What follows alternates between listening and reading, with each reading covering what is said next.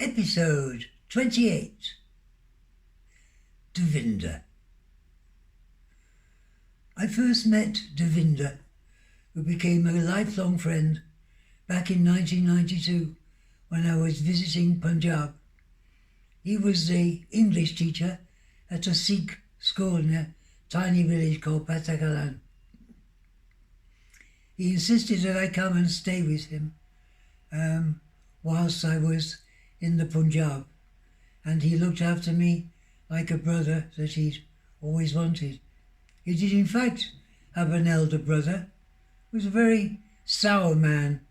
He had never had, his wife was unable to have children, and he told me this story.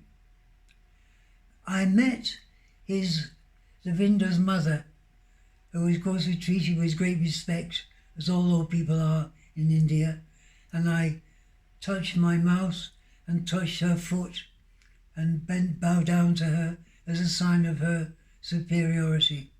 Anyway, Devinder and his wife Kamlesh had one child, Manu, and some years before this was, when Manu was perhaps 2 years old, and the grandmother said, "When the next child is born, you must give it to your elder brother." "All right," said Devinder. Anyway, Kamlesh's wife did become pregnant and became pregnant with twins.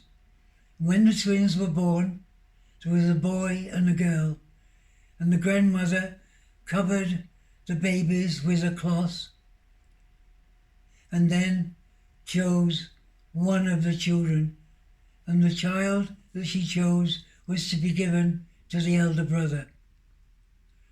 The elder brother and his wife were delighted with this new baby, and Devinder was delighted to see his brother happy at last. However, after 6 months, the baby got polio and became severely handicapped throughout the whole of his life. While I was there, what is now 16 years after this had happened, I was in the yard and there was a heavy banging on the door, and I opened it, and a man rushed past me carrying another man and went into the house, and this was the elder brother. And Devinder told me that ever since he'd looked after this adopted son, his life had been transformed, and he became the most passionate and caring person.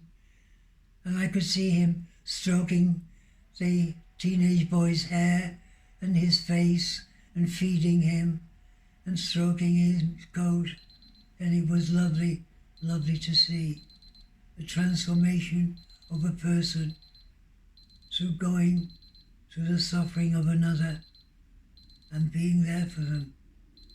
Inspiring. Blessings upon you and those you love. Patrick.